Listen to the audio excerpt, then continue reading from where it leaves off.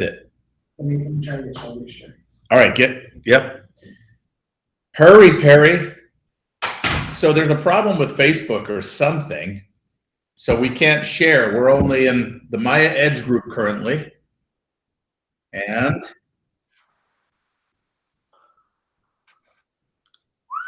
anyway, Tash, how are you? What's happening? So back to my question. Are you getting hit with that Arctic air? Yeah, man, it's been below zero for 2 weeks, maybe. I mean, in all fairness, it's been single-digit temps, but with wind chill, it's been below zero. Like right now, it's 29, feels like 18. Tonight it'll be 5 below. It's been chilly. It's been chilly. Wow. Are you still doing your 5-mile jogs every morning? No, I upped it. You did, and the cold air doesn't bother your lungs? No, not when you're a warrior. Good for you, man. Good for you. All right. Hello, everyone. Hello, Mr. Sheffield. Good afternoon, Mr. Hanzu. Hanzu. How are you? Minus 12 in Ohio. Oh, Mr. One-Upman. All right, fine. Minus 12. Well, it's 70 here for a high. But hey, we're going to drop into the high 20s. Coldest air in 4 years.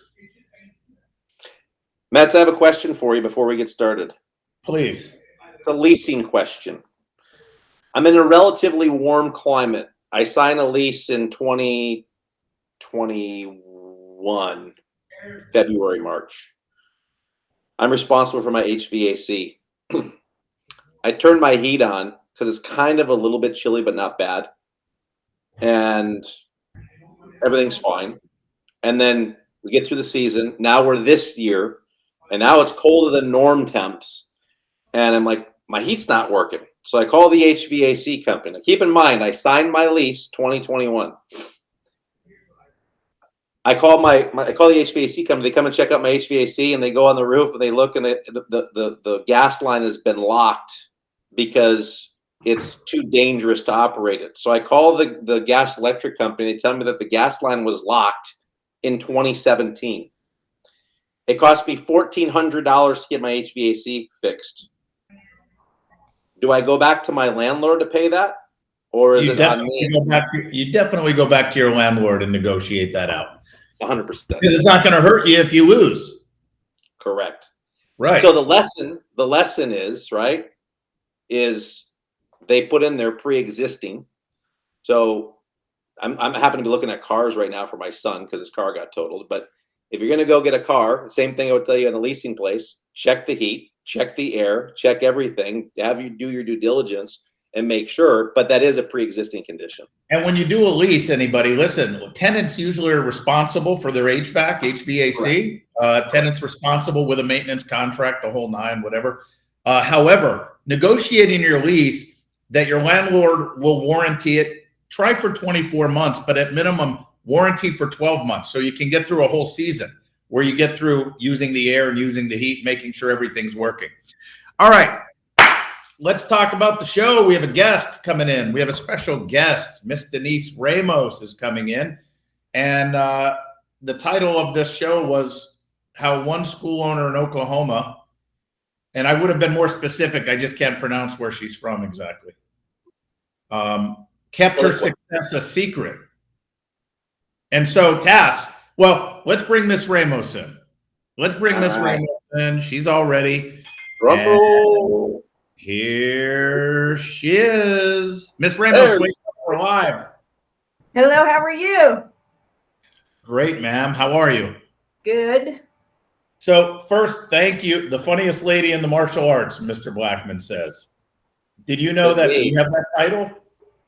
I've heard everybody thinks I'm funny except for Paula, but that's okay because all my fans love me. Yeah, and that's all that matters. And we love you. So, Miss Ramos, listen, we wanted to bring on some special guests every other week or every so often on this show because we try to help people. We try to give them information, but people not only need information, they need inspiration. And I think a lot of people are also scared to take chances or you know, they're not ready for this kind of level of help, or they're afraid of failing, like they're not going to be able to do it. Tell us your story as far as a couple years ago, you were a school owner. When did you open your school? How'd you get here to Maya and being a, you know, part of the CMA family for that matter, but Maya? We opened, April's going to be 11 years. And we started very small in a gym. We had a little room and we paid the guy 20% of whatever it was that we made tuition wise. And then we grew to 20 students and we moved to our own standalone location. And at the time I was working in an office job 9 to 5. And then afterwards I would come straight to the school. Paula was working at her hair salon. She would come straight to the school. And we grew a little bit. And then one day I told her, I said, hey, you know what? I think I don't like my job. I think I'm going to go full time with the school, just having 20 students. And she was like, that's fine, but you better make it work. And I was like, okay. So we grew to 50, to 60, 70. And I believe in 14, we went to a super show. It was our very first super show. We were kind of, didn't know what we were walking into. Our organization at the time said, and I quote, they said, don't go there. That's only for big wigs. What are you going to learn? And I said, well, I don't know. But if I learn something, it might be something that can help, right? Needless to say, we're no longer with that organization. But we did, I believe, it's called, I don't know, it's like a pre seminar before Super Show where you guys actually talked about the down payments and how the profit centers, and it was so way over our heads. And I just looked at Paula and Paula looked at me and I was like, man, I don't know, like this is crazy. And we're from a very small town. It's Tahlequah, Oklahoma, and there's about 17,000 people here, and the average income is 20 to 30,000 a year. So we were that mentality, like this is never going to work in our town because they're in Orlando, they're in Albuquerque, they're in New York. Like this is crazy. That they're just making up these numbers. So fast forward 4 years after that, I had a great idea of opening a second location. And I told Paula, I said, hey, let's open a second location. And she's like, no, you're crazy. We need to get this one going first. And I was like, nonsense. So then I texted Kurt and Klingemeyer, and I said, he's going to tell me what I want to hear. And then he was like, absolutely not. You're not doing everything you're supposed to be doing. And I'm like, So then he walked me through the 5 profit centers. And then that summer, I took you guys' summer something, some kind of summer something. It was 2 months. And at the end of that, we were still not ready. It wasn't the right time. And then we had a mastermind, and I went to Orlando. And it was so funny because right before I left, Paula was like, okay, look at me deep into my eyes. Promise me you're not going to sign up for anything. And I'm like, okay. So I went to Orlando, rented a car, went down to the Avalon school. And anyway, then we walked down. We did the holiday event, met some wonderful people. And I came back to Tahlequah and I signed up. And I didn't tell Paula I had signed up because whenever Metzger said, hey, listen, we can help you. And by the time we get done, you're not even going to miss this amount that you're investing. And I'm thinking, man, this bald-headed dude is like very confident, you know? And I was like, well, what do I have to lose? I have nothing to lose. If he works, he works. If he doesn't work, then I'm not even going to tell her I was signed up for it. So anyway, so that was December, January, April. And no. Well, hold on. Well, let's pause a minute. Let's pause. So back it up. So you went to the Super Show. You didn't sign up for anything. No. 4 years later, you did you did like the summer. You wanted to open a second school, but you did a consult with Klingemeyer, something, just a free consult, and you didn't do it. And then then what year was it that you came to Orlando? Do you remember? It was December of 18, December of 18. So 19, 20, so 3 years ago. 3 years ago. Yeah. Okay. So you came to, and I remember you sat right there. Yeah. Yeah. I remember. So 3 years ago, you came to this thing, and how many students did you have then? At the time, we had 95. You had 95 students. And correct me if I'm wrong, grossing wise, were you grossing around 13, 15, what, 18? What were you grossing? I was grossing $6,000 on Excuse me, I'm sorry, I average overshot. was, yeah, we were grossing $6,000 a month in 18. The following year, we went from grossing 6 to 13, and then Well, hold on, you're going too fast. So you were when you came here, you were grossing 6,000. yes, So 70,000 a year, roughly. yeah, And Okay. did I say something to you? Like, you remember what I said to you? you said, Miss Ramos, We were about doubling your revenue. by this time next year, we're gonna be doubling your revenue. That's Did what you he believe said. him? I guess you did. If No, you signed I up. didn't believe any of you guys. I mean, I was like, I'm going to give it a try. And then if it doesn't work, I'm going to be like, see, I knew it wasn't going to work here. I remember, Okay. and I remember in December of that following year, I said, "Where are we at for revenue? And where are we at for revenue for the year?" She goes, "I know, you just want to hear you're right," because we ended up doubling after that first year. We Yeah, did. I remember that. So you came to the event. You were grossing an average of 6,000 a month. Yes. You decided to sign up for the Maya Elite program, by the way, and you did not tell anybody. You didn't tell anyone in your family. You kept this a secret that you did this. I did. I never quiet, but I was quiet then. Those 2 months, I was like, not a word. So for 2 months, you kept it a secret? Well, yes, because in February we had to go back to the next conference and I had to take Paula, and I was like, and I told her a week before we were on our way to eat, and I was like, yeah, remember that one time I went to Orlando, and she was like, I knew it. Well, let me ask you. So you went back from the seminar. What's the first thing you implemented? Did you do a holiday event when you went back? We did a holiday event, a little different than we had done it the past years, and I believe we made $13,000 that month for So the that- holiday event. So at the holiday thing, as soon as you left the seminar, within the next 2 weeks, you generated $13,000. Yes. So you more than doubled what you were averaging a month. Yeah. Okay. And then do you remember what you did in January or February? I believe in January of that following month, we did $14,000 for the month. Okay. So, and then February?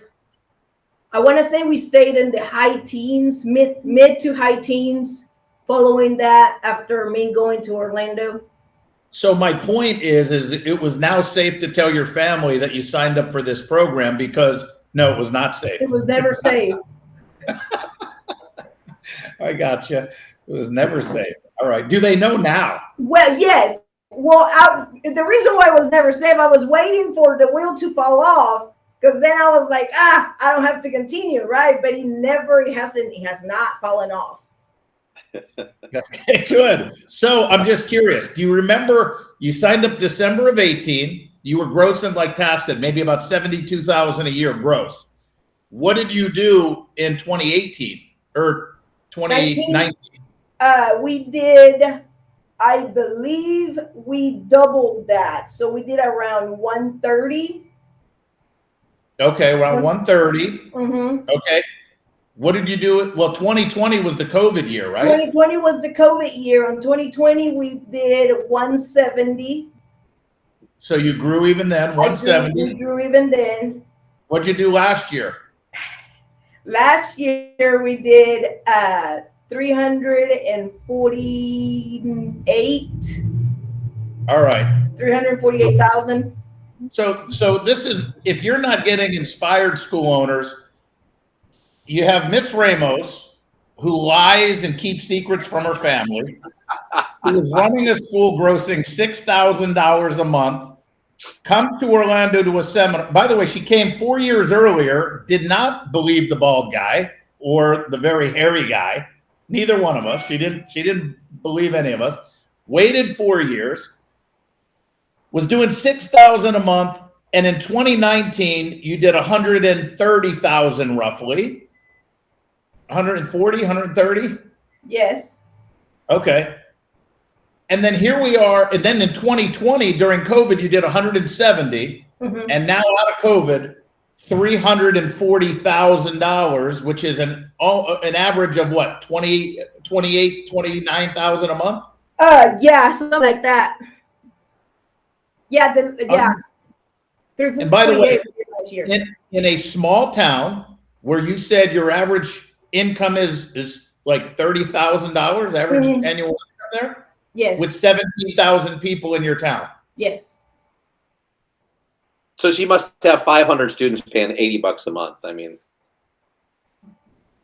That's exactly right. No, we have 184 enrolled, and actually our tuition was just a little bitty tiny bit of that 348 because everything else came from the other profit centers.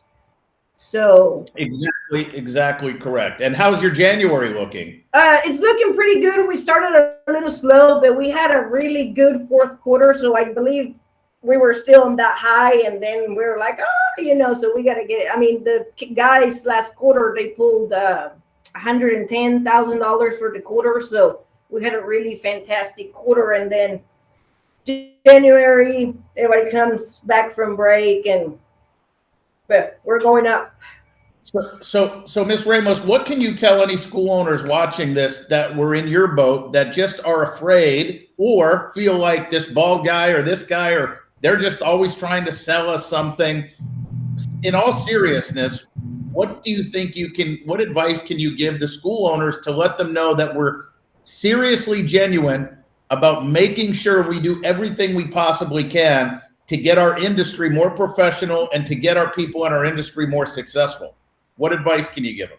Well, I'm a firm believer that people want to see you do good, but never better than them. But that doesn't apply with the Maya or the CMA family because everybody wants you to do better, and you only know what you know, and everybody needs a coach. And you guys don't sugarcoat it. You guys just tell it like it is. And that just knowing that I'm gonna have to talk to Shane, it's almost like I don't want to let Shane down, because if I let Shane down, that means I didn't do my job. So that means our employees can't cash their check, right? And it's just everybody just needs somebody to have their back, and learn. I remember you guys saying, you might be a black belt in Taekwondo, but you're a white belt in business, and there's so many things that you just don't know. But let me ask you though, but 4 years earlier than when you enrolled, you didn't take the leap of faith. What was stopping you 4 years earlier? Was it you really didn't believe what we were saying, or you felt like it just wouldn't work for you? What was it that made you not do it? I feel like 4 years earlier, I knew everything, and I'm like, oh, I know that, and I know that. So when I came on, I said, I'm just going to go in with blind eyes, and I'm going to listen, and I'm going to do to everything they tell me to do, and we did. I'm a firm believer, try everything once, twice if you like it. So we went all the way in, and we tried everything, and everything worked. It might have not worked at the first try, but we kept on going and going and going, and it worked. Well, Tass, you worked with Miss Ramos. What was it like working with Miss Ramos, and did you have to, get on her ass a little bit sometimes, or what? Did he, Miss Ramos?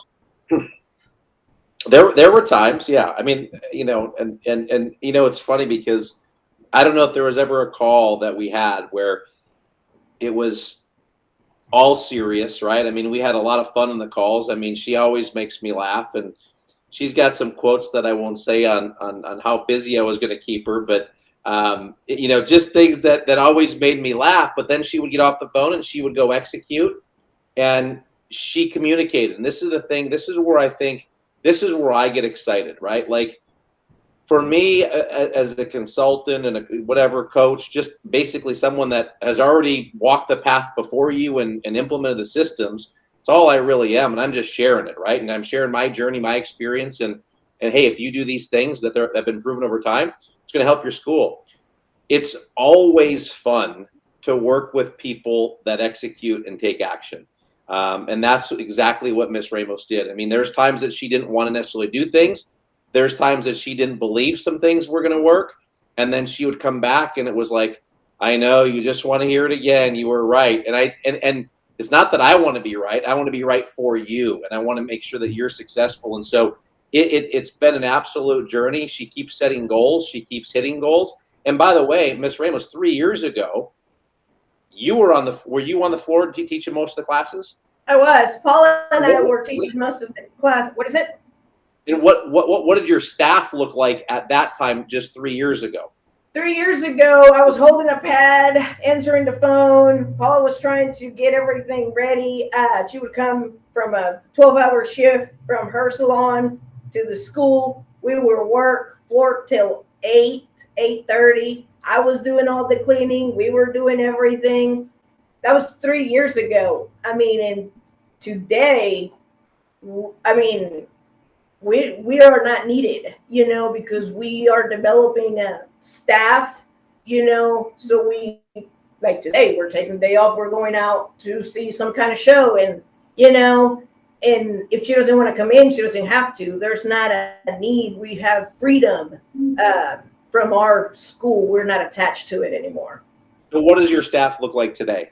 We have one full-time program director, one full-time chief instructor, one full-time senior instructor, and 2 part-timers. Yeah, fantastic. Unbelievable. It's unbelievable because you're changing their life too. 100%. And it's funny because Miss Ramos will do things, right? And it's just like, I'll give an example. So when we first started working together, I think one of her side hustles was she had a food truck. And so when we talk about doing our Partners in Education program and bringing in donuts or pizza for lunch, now Ramos, she went to the school and she made them all tacos. Like she took it to a whole other level. First week of May, I always take it off. Miss Jennifer knows she has to book all the schools. Teachers love tacos, man. So yeah, it's always been fun working with her, and just love the fact that she executes and she keeps pushing always to get to the next level. And we always say that's the biggest secret, right? It's like, don't be an information junkie. Take the information, go get it, go implement it, and get after it. And she's one of those clients, when I call her, she knows her numbers. And that's the other reason why I think she has become very successful, is because she understands and she knows the numbers and tracks the numbers. So Miss Ramos, Mr. Curry has a question. What worked? What practical steps did you take that you weren't taking before? That's a hard question because they don't understand it. So you have Go ahead. I said basically all the steps. You have to start small. You can't do everything all at once. Like just because you hire someone full time doesn't mean that you're going to step out and let them run the school. You know, there's systems that we have to develop, and we are wanting to branch out. So right now, our main focus is developing systems so we can duplicate them and implement them. But whenever it was just us two, we started very small. We started from within and then work our way out. So at the beginning, we weren't implementing all the profit centers, you know, events, retail, all that. So with the amount of students that we had, we started slowly implementing all that. And then we started outsourcing, you know, getting new students. You know, you have to start with what you got, you know. So that's where we started. And then eventually it all came full circle. And even though, like, you know, last year was a record year, there's still so many things we miss that we're gonna go back and try to do what we did last year and then some, because sky's the limit. And like I said, if there's so many things that we missed last year that we can even do better this year now that we know what we did wrong.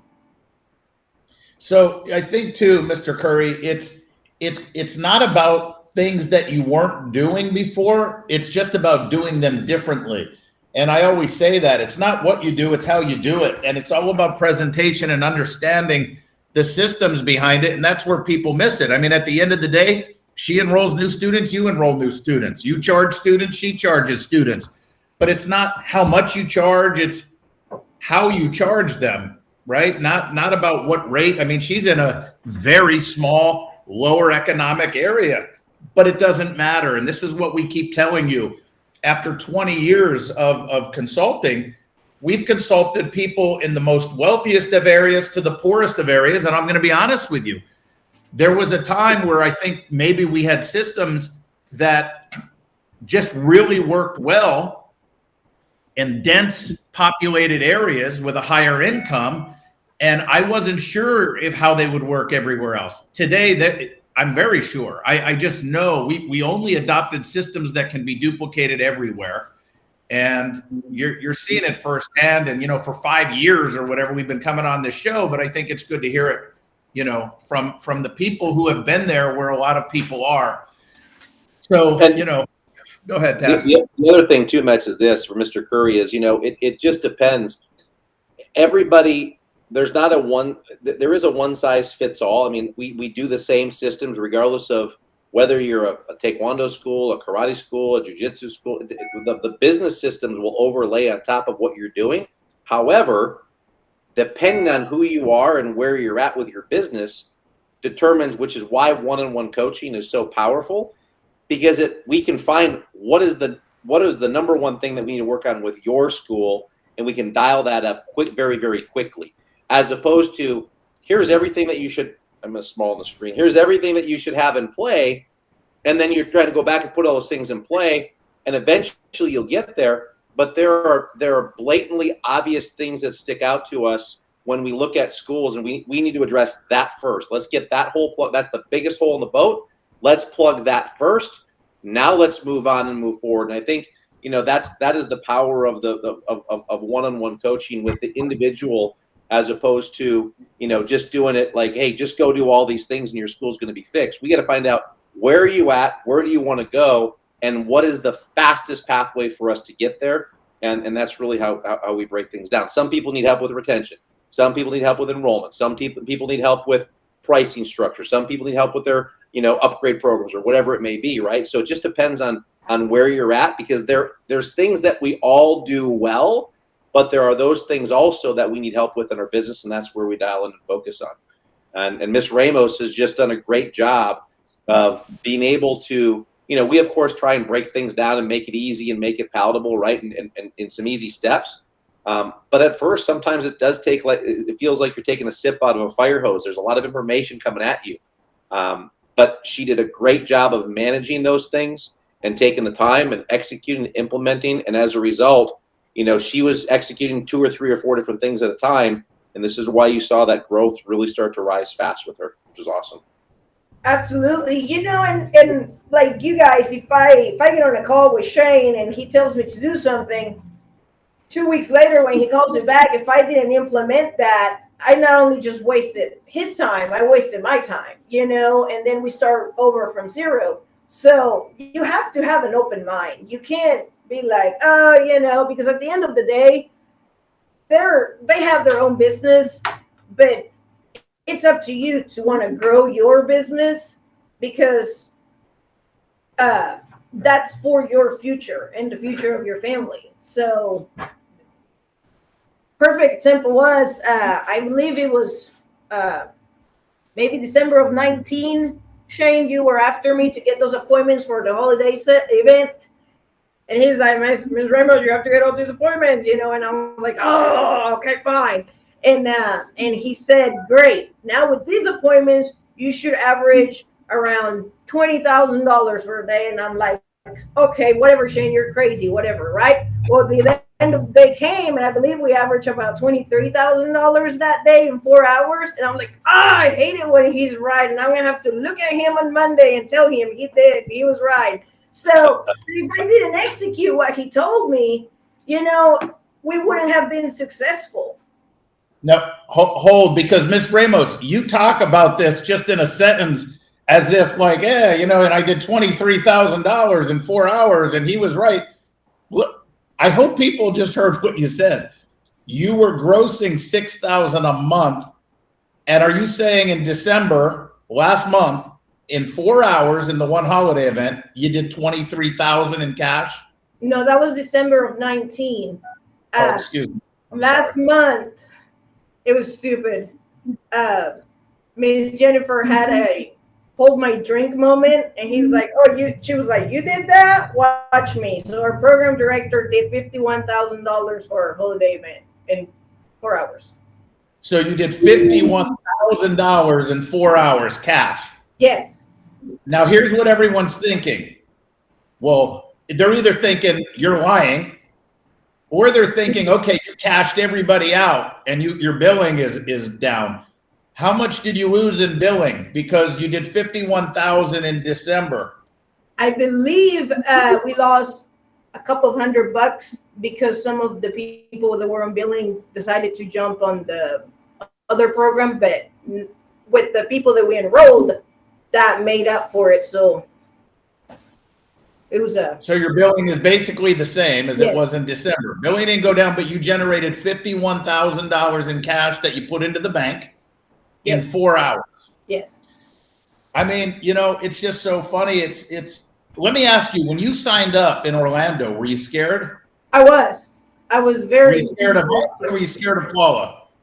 I was scared of Paula more than I was scared of everything else, but I knew that if I didn't do it then, I would never know what we were capable of and what if this would work. And I had nothing to lose at the time, so I went ahead and did it. And I remember sitting there at that little park in front of your office. I was like, there was a guy walking a dog, and the dog had a tutu, and I was like, man, like I want to be that successful, Like I want to be so successful. My dog walks around with the tutu, and I think I'm getting there. My dog goes to daycare now. See? Wow. Oh man, You made it. You've arrived. oh, it's good. So last question for me is, did you think when you signed up that 3 years later you would be where you're at now? No, I did not. I for sure didn't. No, I thought we were going to be teaching class until the end of times. I mean, 3 years ago, the thought of opening multiple locations in the near future wouldn't have even crossed my mind, because we felt like we had to do all the work, and we can't be in two places at once, but you guys have showed us how the systems should work. So you can be in multiple places at once if you have the right development for the staff and the right systems in place. Sky's the limit. Did the quality of your students' skill level go down? Absolutely not. I think the quality of our classes has increased tremendously. And I believe it's because of the training that we can provide for our instructors now.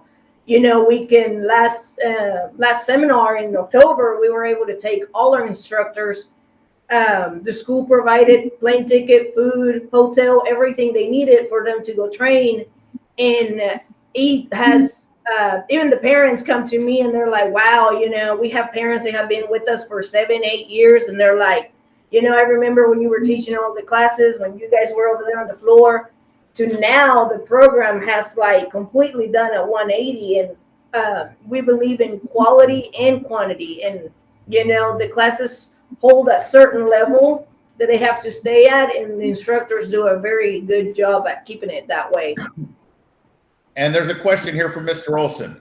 I think you said you had 180 students. What is your eventual goal for your student count? On this location, I believe we can get to 250. And then the other locations, I mean, depending on the thing. And, our school's not big. What do you think? I think it's like maybe 1,700 square feet. Our floor space is 900 square feet. So our school is not big at all. I believe we have like 10 parking spots. Parents fight over them, but everybody wants in because, the level of our program has just skyrocketed. Now, 10 parking spots. Does your taco cart take up one of those spots? What is it? Does the taco cart take up one of the 10 parking spots? No, we actually sold the taco truck. Now I have a little pushy one that I take to the schools. I look pitiful. She upgraded the taco truck for her new Bronco. There's a bicycle in the back. Yes, I did upgrade it for my new Bronco with my custom seats that I can afford now thanks to Maya Edge and Elite program. And just for everybody watching, what percentage does Shane get of your growth? He gets no percentage. I did it all Yeah, I was going to say, I haven't seen the check in the mail yet. And you know what? But I was going to mention that because she said it. Like, I call and I tell her and I get on her about booking the appointments and here's what we can do. And I get passionate because at the end of the day, it's not because she makes more money, I'm going to make more money. That's just not how it works, right? At the end of the day, I'm passionate because I've seen it happen so many times before and I know what's possible. And it's moments like these that remind me of why we do what we do or why I do what I do. And it's like an instructor with their student, right? Your glory days may have been you getting gold medals and grand champions, but when you have your students that can do the same or better than you, I remember that feeling as an instructor when one of my first students won grand champion. I was like, oh my God, it was amazing, right? That's how it feels to be able to give back in the business when we can really help and because of the information that has just come through us and we're just the conduit and we're just giving you the information because we've collected it and we're just the funnel. It's just amazing to see the growth and hear the growth and sit back sometimes because it's like watching your kids grow, right? Sometimes what happens, you're like, you don't realize how tall they get. Like someone seems like, God, they got tall. We forget sometimes as we're working through all this stuff, how far we've actually really come in just, 36 months essentially, right? And you look at that from that perspective and it's amazing. And this is why we're so passionate, why we push, because we know we can help. We know we can get to the next level. It has nothing to do. If you said, you know what, Shane, yeah, I'll book the 20 appointments and you don't book 20 appointments and you make $0, that doesn't affect me one way or the other. Or you book them and you make $51,000, that doesn't affect me either. So, and you said it before, Miss Ramos. I mean, at the end of the day, the clients that we love, this is if you're a client watching, the clients that we love the most are the clients that take the information and execute because we don't feel like that's a waste of time. It's an honor to have those calls. It's an honor to be a part of those conversations. And we know you're going to grow and you're going to be successful if you do those things. So again, I just can't say it enough. I'm so proud of you. I'm so proud of the team and what you guys have been able to accomplish in such a short period of time. And I know what the goals that you have set and with the work ethic you and your team have, you guys are off to the moon. It's going to be amazing. And Mr. Costa is asking, what was your student count in 2018 from now and what made it go up so fast? So I know you're around 180 now. Pay attention, Mr. Costa. We have 184 now. We had 95 when we joined Elite in December of 18. But I believe in December of 19, we had maybe 130 students. So not that much growth student-wise. However, because we were able to implement all those other profit centers, our revenue grew, without our student count growing. And what made it go up so fast is knowing your profit centers and knowing what you need to be doing in the back end and also having to show it on the floor, because the main sale has to be on the floor. And that's what made it go up so fast. What is your biggest source of new students? Since we're in a small town, most of it is word of mouth. But right now, Facebook, our advertising on Facebook. It's a big source. Have you ever done a mass intro before? I have done a mass intro and it was a great hit. Only like 5 students showed up, and out of those 5, like 3 enrolled, and 2 are still here, and they've been here for about a year and a half. So that's another thing. Mass intro works for some schools. They have amazing, massive amount of kids that show up. Mass intros may work for me, may not. I did it. It worked. I gained 2 students. They're still active as of right now. So it wasn't a waste of time for us. We got 2 students that we didn't have before. And listen, I'm going to say this because, I also want to give the other side of it, because as people are watching, they're going, oh man, this is a great story, right? It's a great feel-good story. But there's the challenge that they don't know about is you also have, and we're working through, an attrition challenge or retention challenge. We are. Because we've had some growing pains. So at one point, her active count was what was it? We were close to 250. Close to 250. Yeah. And she does a great job in the community with community events, getting people in, getting them enrolled. And because we've had some experience some fast growth, there are some growing pains, but that's something that we're working on and we're getting better with, is the attrition. So as that starts to plane out and even out, she's going to grow even more and even faster. And by the way, there's a lesson here, because everyone, when I say everyone, I mean the vast majority. That's what I mean, but when I say everyone. But in our industry, everybody says to Tass and I, or any of the other consultants, I need more students. I need more students. I need more students. What you really need is more revenue. We want more students, but we need more revenue, because revenue is what's going to pay our bills, right? So like Miss Ramos said, where her student count has doubled in 3 years, her revenue has like more than quadrupled. It's increased 6 times, because we don't know in our industry how to run the business properly and maximize profitability by giving people choices in our students. But at the same time, if you go from 90 students to 180 students, you've doubled your student count, but there's attrition along the way. So of course you're enrolling more, but you're also retaining better. You're retaining those students. So we want to do both. But if you remember your answer, Miss Ramos, at the beginning was, we work from the inside out. When we start working with schools, we don't say, okay, here's what you got to do to get more students. We typically say, don't worry about new students yet, because the new students you get in are coming into a broken system. We got to fix the system first. Then we'll start working on getting you more students. But you got to make sure you understand that. And then Mr. Klingermeyer says, so are you still looking at a second location?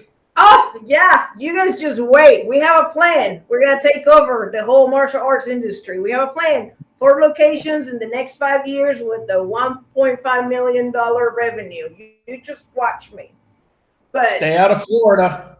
But again, with the system that were broken. So when I was teaching all the classes and Paula was helping me, we were the owners, right? So we were bending over backwards to make sure everybody was happy and everybody stayed in the loop and this and that. But as we grew, we had to kind of let go of some of the chores that we were doing. A new instructor came in. We hire a full-time instructor, so they might not know how to talk to parents, how you would do things. We also hire a program director. Paul hired a program director, so they might not know the phone call procedure and all that.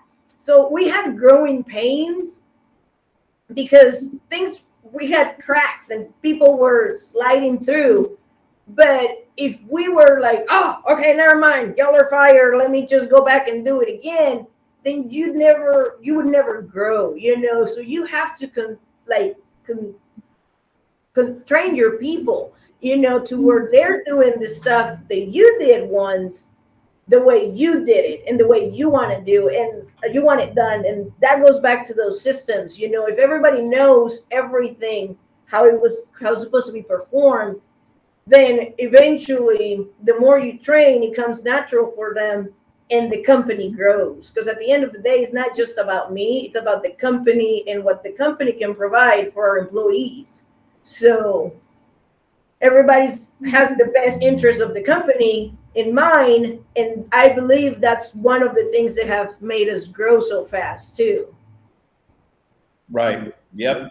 I mean, you know, the other thing, Miss Ramos, I would say where you're an inspiration is task. I'll just be blunt. You can weigh in on this, but anybody that jumps on with, I can only speak for Maya, right? Anybody that jumps on Maya with us, specifically in the elite program, because of the one-on-one hand holding, right? You have a personal consultant basically that's going to be specific to your challenges and where you're at. If it's not working for you, it's because you're not the one working it. I mean, and I'm just being blunt. I mean, there is nobody that can say it doesn't work for me. I mean, you are at the extreme, Miss Ramos. You're at the extreme in the town you're in, the income level, the population there. I mean, and you're making it work.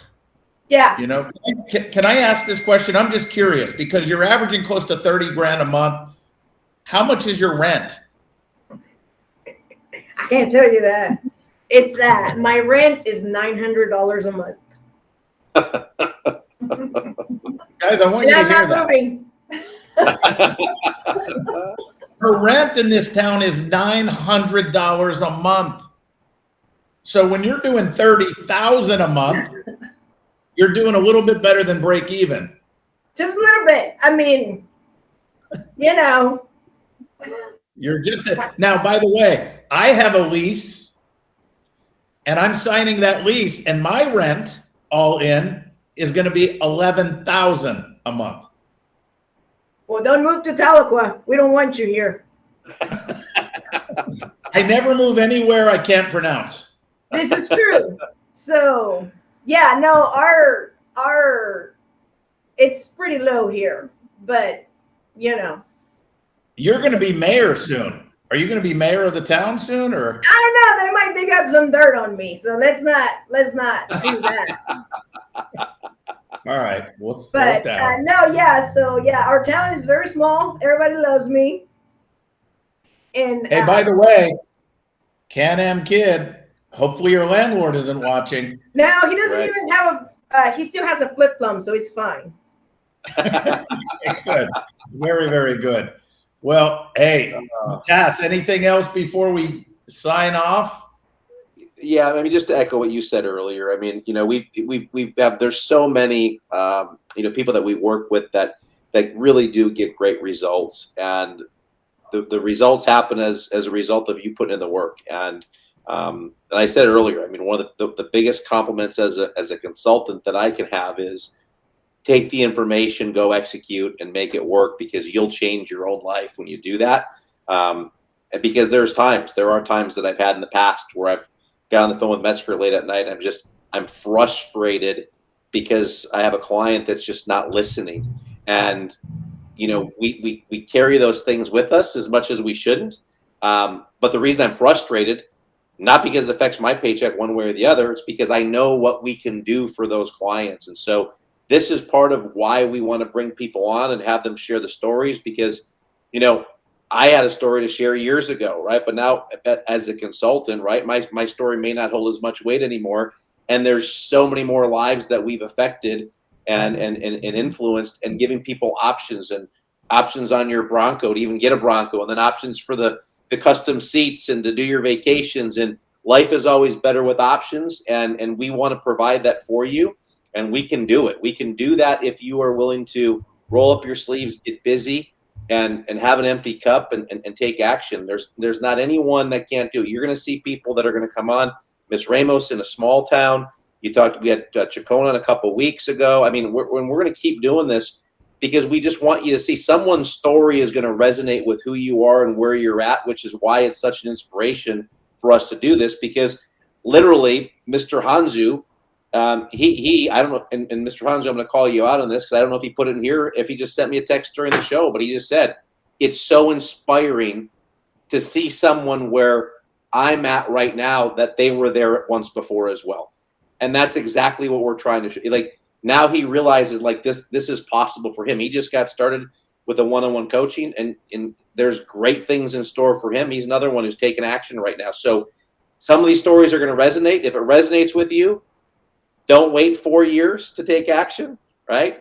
Take action and get on it, because it literally can change your life in one simple question. Would you like to do the elite program or not? A yes or no answer literally could change the trajectory of your life for the better or for the worse. Like for me, it was for the better. And you can keep it a secret from your family too, everyone. Right on. Right? So, I mean, whatever you got to do.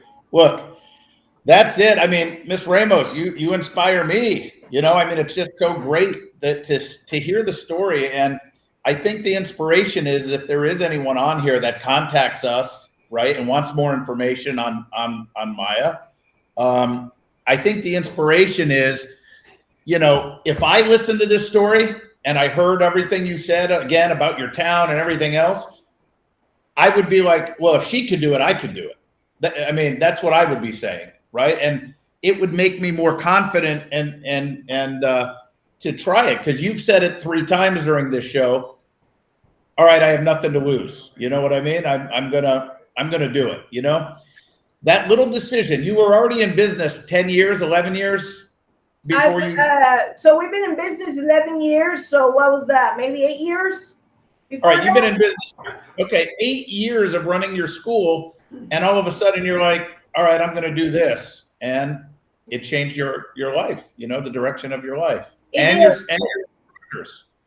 Definitely, it did, and it not only changed the direction of our life and our family. I mean, it also changed the direction of our employees. You know, they make more money than the average.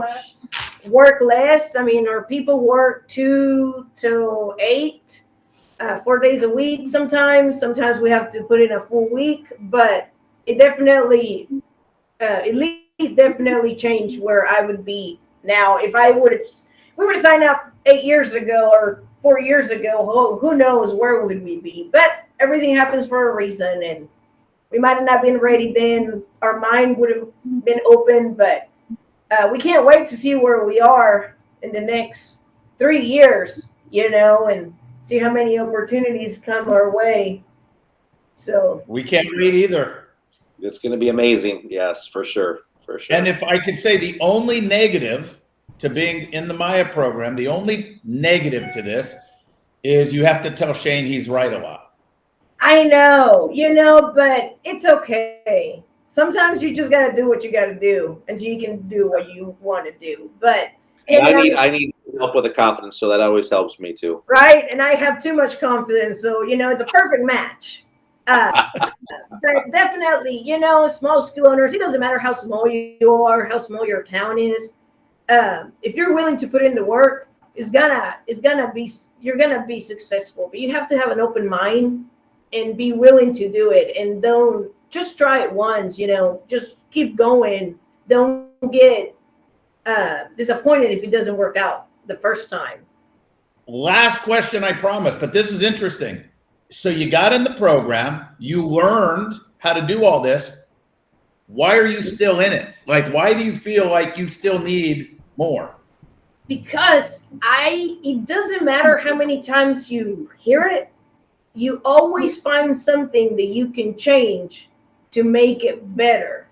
And to me, I get distracted a lot. So if I have someone on me all the time, making me hold accountable, because I'm going to be honest with you, half of the things you guys said business-wise, Paula told me, but I didn't listen to her.